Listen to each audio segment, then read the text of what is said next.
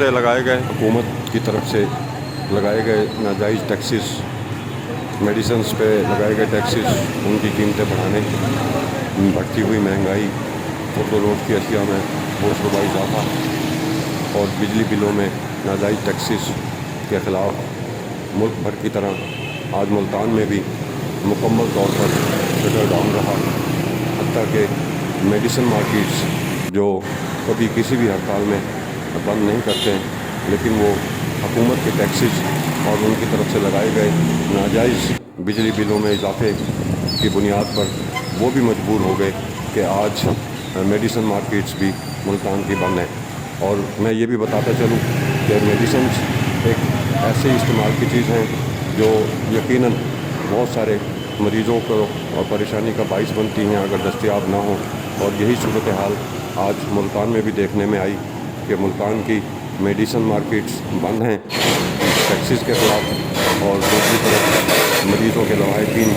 अपने मरीज़ों के लिए दवाइयाँ लेने के लिए बेतहाशा परेशान हैं,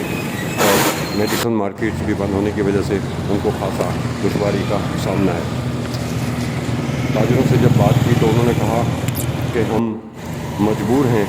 कि जितनी महंगाई बढ़ी है, जितनी दवाइयों की आम दवाइयों की कीमतों में इजाफ़ा किया गया है और वो गरीब आदमी की पहुंच से दूर हो गई हैं, उसकी बुनियाद पे, और दूसरी तरफ बिजली बिलों में नाजायज़ टैक्सेस के ख़िलाफ़ हम हड़ताल करने पे मजबूर हैं।